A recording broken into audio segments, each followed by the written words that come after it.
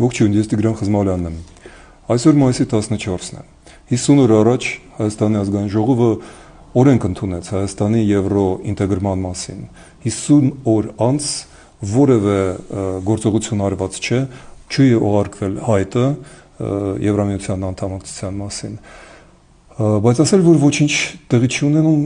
սխալ կլինի։ 2 օր առաջ Հայաստանում էր Եվրամիության ընդլայնման հարցերով գլխավոր պաշտոնյա Գերտ Յան Կոպմանը եւ նրան ընդունեց Մհեր Գրիգորյանը, փոխվարչապետը եվրոինտեգրման եւ միաժամանակ եվրասիական միության հետ Հայաստանի բանակցությունների գլխավոր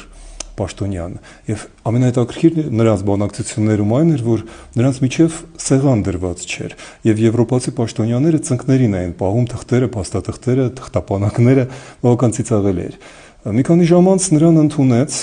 Կոպմանեն Նիկոլ Փաշինյանը եւ այդ պահին սեղան արդեն կար, սեղանի կռիվը արդեն երևի վերջացել էր եւ Կոպմանը ասաց շատ հետաքրքիր բան, նա ասաց, որ Եվրոպան հավատում է Հայաստանի իշխանությունների եվրոինտեգրման անկեղծության եւ հետեւողականությանը։